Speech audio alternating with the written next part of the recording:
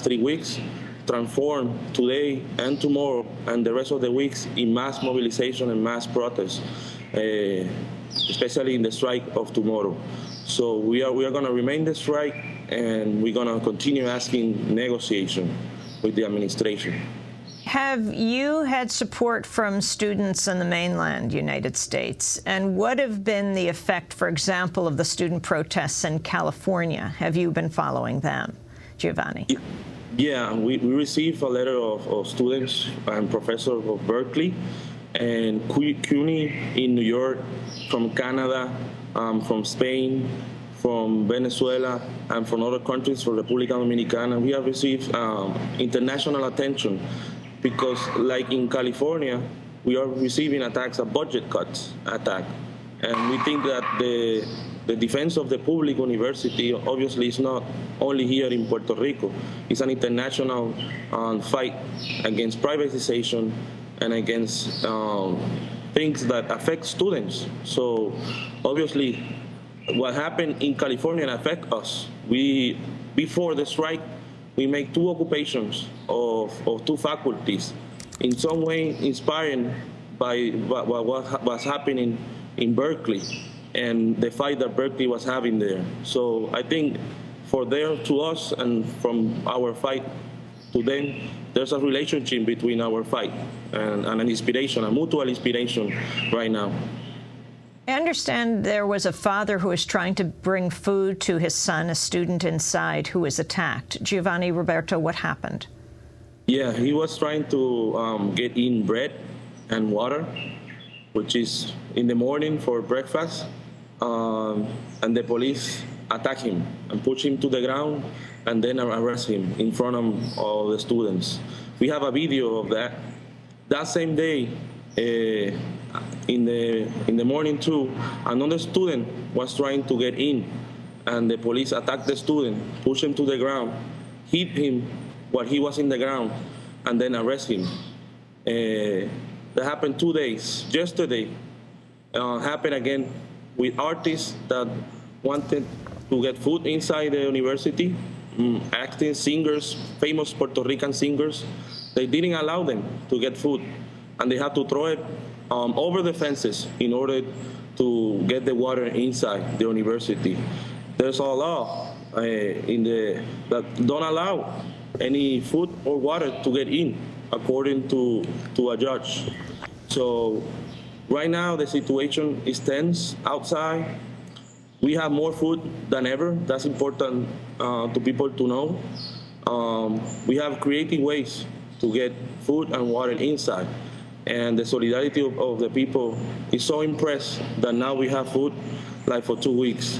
So even there you see the picture. No matter the police, what try the police, we know that we're going to continue the strike and that we're going to win the strike. We have the whole country in our side.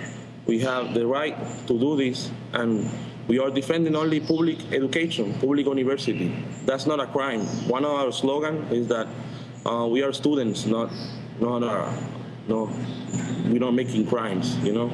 So. Christopher Powers, the support of unions, can you talk about that? Like the AFL-CIO? Yes, well, there's a general strike called for tomorrow. This strike was called both by the coalition of unions, which includes the Change to Win, the Federation of Workers of Puerto Rico, the Puerto Rican Workers Union, representing a broad variety of the union groups and leaders.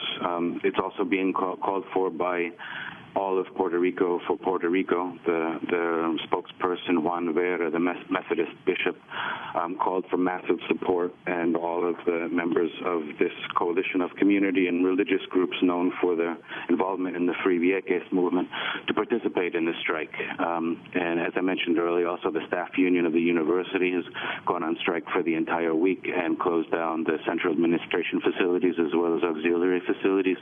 So the union support for the students is massive. This is hardly getting attention on the mainland. Can you talk about that lack of press coverage? Well, I suppose one could relate that to the colonial status of Puerto Rico. This is really, I think, in my opinion, a very important struggle. The University of Puerto Rico is more important for Puerto Rico than, say, public universities in the States are for their states. And so what is happening now is that the students are defending the right to a quality public education, that they are staying firm in the face of the attack on the integrity of the institution, the restriction of access for working class students. And there are really serving as a model, as Eduardo Galeano wrote in a message of support to the students. He says that they are showing the shining path towards the future, while the rest of the world gets used to what is already there. Christopher Powers, we'll have to leave it there. Professor at the University of Puerto Rico, Giovanni Roberto, one of the student leaders of the strike, speaking to us from inside the campus that they are occupying tomorrow, a major strike crawled across Puerto Rico. And of course, we will cover it. This is Democracy Now!, produced by Mike Burke, Shrufa Dokudu, Sarah Mate, Angelique Comet, Steve Martinez, Nicole Salazar, Hani Massoud, Robbie Karen, Mike DeFilippo, Peter Curries, Miguel Noguera, our engineers. Special thanks to Becca Staley, Julie Crosby, Karen Ranucci, Nick Gillick, Hugh Gran, Jessel Noor, Vesta Godars. I'm Amy Goodman. Thanks for joining us.